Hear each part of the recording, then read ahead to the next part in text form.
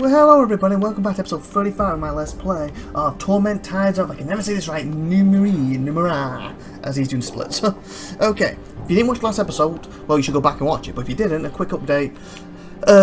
This guy gave a year of his life, what they do around here, to give levies. It's like, I don't know, like being forced into the army or something. But they literally lose a year of their life, literally get ripped off them. And then they get put into some kind of like the army, or officer, or whatever.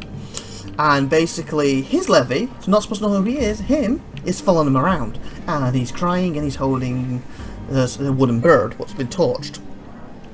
And he asked me to go and ask him, because he's not supposed to know who he is, so he's not supposed to talk to each other, why he's doing it. I literally just asked him, he turned around, he gave me his badge year. The year where he was running and he set fire to stuff, and places burned down and people died. In other words, kids. So I said I'm going to have a chat with him, see what he's got to say about it, and he wants a different year.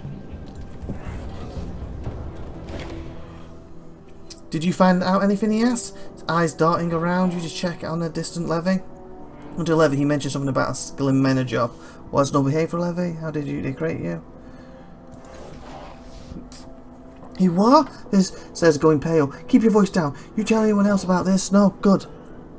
Lowered his voice. I have to be unspecific about this, understand? Before I became assistant, I wasn't a nice person. I took things for money, and just a few weeks ago certain people told me they wanted me to rob Gilmore Manor. He grimaces, rubbing his neck. I was going to do it, but then I became a citizen, gave up a year of my life to create that levy. And he basically said that year happened. So basically, in your eyes, this is what he's trying to get at, is he was going to do it, but he didn't do it because then he gave up a year and became a citizen, so he's done nothing wrong. But what his levy's saying is you did actually do it. It wasn't a few weeks ago. It was probably a year plus ago. Something changed, he says, frowning. All of a sudden, I couldn't get the dangers out of my head. How thick the levy patrols were, like, or how the captain himself was looking into one of my older adventures. He plays with the apron strings hanging from his pocket, so I cancelled the job, started working at my aunt's bakery. Never did the glimmer job, and that's the truth. The levy is seeing what would have happened if you did the job. He wants another year from you. I'll remember that. Oh, I get it, he says, rolling his eyes. So he hasn't actually done it then.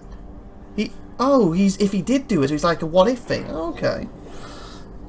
Rolls eyes, it's a shakedown. Give me a year or I tell them what you did. Well, I ain't done anything. I never killed anyone, and I don't owe him nothing. I can't keep handing out years like that. They're free. Like they're free. Based on what he said, it sounds like becoming a citizen saved your life. That's not fair. He's suffering for what you would have done. I don't know. Because at the end of the day, he don't have a year, but he's going to year up his own life. Yeah, he did save his life by doing it. Because by sound, if he didn't do it, he would be in jail and his life would be... Maybe, I don't know, with this world, maybe they execute you. He might even be executed. And that was my decision, not his. Making a note. He groans. I'll go up to Government Square and tell the captain of levies what he's up to. If I had any way of explaining it. Hey, your levies follow me around. I think it's because he's haunted by my criminal past. What good will telling the captain of levies do? Give the levy another year of your life. You started fresh, you should get a chance to. Why not? If he's only going to live for a year, it's only fair, isn't it? This ain't going to work. Anyone better? Spray it in? Okay, you're 80. What about you? You can do it. No, you do. Yes. Oh, for what? He says whatever that word is. A couple bad dreams. I didn't do anything. He subsides, crossing his arms as if he's cold. Alright, what did you see in this other future? I get caught, chased around maybe? I accidentally hurt somebody. You started a fire that killed a lot of people. How much is a lot, he says, rubbing his mouth with the back of his hand. He sees some of the truth in your eyes and sighs. Making a note. Fine, he snaps, fine, but I ain't running myself down searching for a way to give my life away, he rubs his eyes. The levy machines at the Order of Truth, go talk to the scholars. Since you're so hungry for this, maybe they can bash something together that will rip another year from me and give it to him. He grins, but his heart is definitely not in it. Good luck. So he's when we go to the Order of Truth. Is it these, isn't it? Absolutely. Okay, let's do that. The fifth eye, where's the Order of Truth again? Oh, that happens to be the people who believe in me, isn't it? I think, maybe. Alright. And I've still got to go down and talk to that guy about the murders.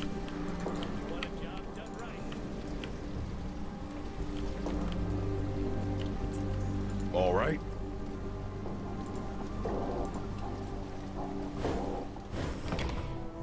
Not really saving many people at the moment, are we? We're taking a year off this guy, another year. When he technically hasn't done anything, but at the same time, that guy's only got a year up to live, that levy, and it's torturing him. So I guess it's the right thing to do. Okay, you guys the order. A curious thought occurred to me. You know I've warned you about those. Really, Eratus? Why, yes.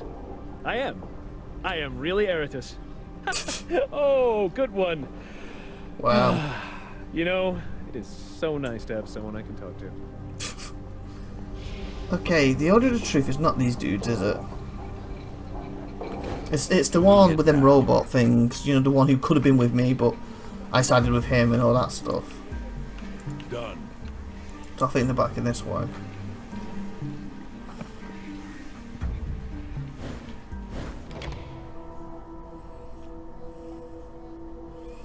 So 35%. 84, 900. Okay. I didn't see it over here. Unless it is this, the Fifth Eye Tavern. That's a tavern.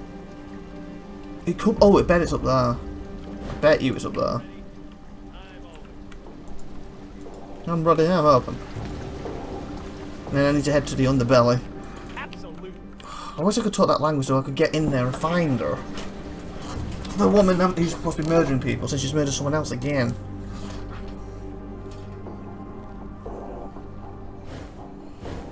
Okay, effects that push or pull characters into walls or platform deal additional damage and knock them down. Nice.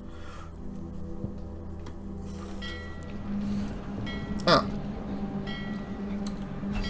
Okay, this is somewhere I haven't been before. Okay, I kinda don't want to go there yet because this is somewhere I haven't been. Is it that Fifth Eye thing then? To go check the journal script, refresh your memory. I'll go in there. Maybe it is that. It's just not called the Order from the outside.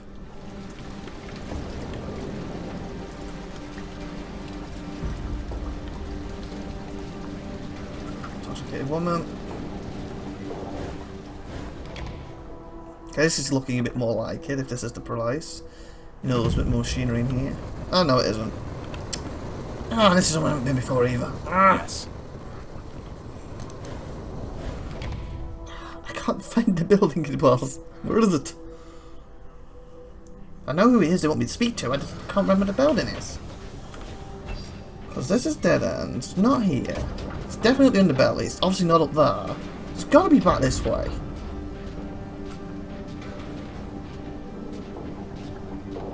It's got to be. Ready. That's what I was running around. Just running around. I'm going. Find the stitches. Snitches. Stingers. Whatever they're called. Heavy and medium armor inflicts a penalty on your might and speed. Start pulls while equipped. Okay. Shrugs off those. Okay, so where is it? Right. Underbelly. Government. Oh, Government Square. That makes more sense. Government Square. I think that was a building, but that's the Government Square. That makes sense. Where's my dudes? There we are. We're here. And once I still sort this out, hopefully I'll level, or at least get closer, and then I can go to the underbelly and talk to him. He's going to lecture me about people dying. Oh, this is definitely it. Something to do. Here we go. That's the one, correct? The Order of Truth. The Truth of Order. They haven't been in the council house either. Yes. The Blue Tower represents wisdom, enlightenment, and mystics. It is the tide of people whose goal is... Ah, I did mystic. I don't know what them things mean. That was too fast. Okay, who am I supposed to talk to about this? I guess you? Rubbing his temple with grease-stained fingers. The tall priest nods at you. Lanun has been spying on you from Morven. Where is Ufang again? What do you do here again? Do you have more time to talk about Medicana? Nope, that's not what I needed. Okay.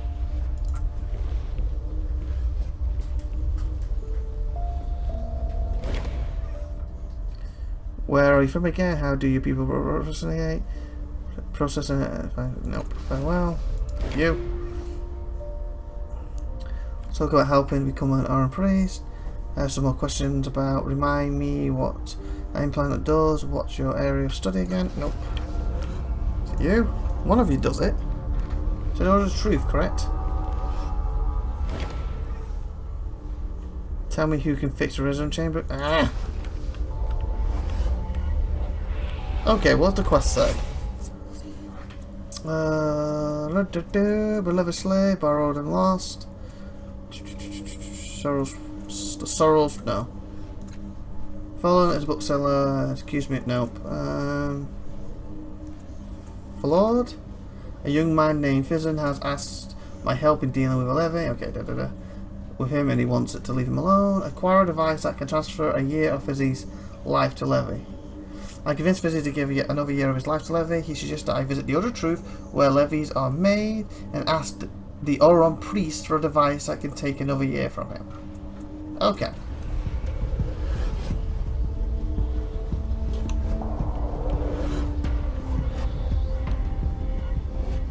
Ready. Actually, before I do, I'm going to save. I don't want it to mess up on me. So it's for the 16, I'm going to do 17 now. IVATOPIA, 17.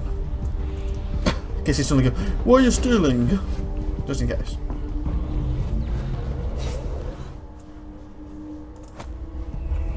Ready. A small wireframe pyramid sits on the base polished wood. Lying inside the pyramid is a dull spear of silverish metal. Examine the spear, leave the device alone, examine the base. Spear. Suspended in its wide cage, this spear is almost perfectly sized to fit in your palm. The gaps in the wiring mesh are large enough for you to reach through, though not large enough to pull the spear out. Touch the spear, examine the frame, examine it. The frame appears to be fixed firmly in place. Its construction of the organic material grown in a manner similar to bone or coral. Thinner vein-like strands of the material wind across each other, triangular size. Something strikes you as odd about it, but you can't quite determine. Examine the base. The base appears to be made from a slab of lurid redstone. On close inspection, you recognise it as a petrified wood of some kind. An inscription has been written on the base front. Okay, proceed. Try to discover what seems odd about the frame. 75, 90.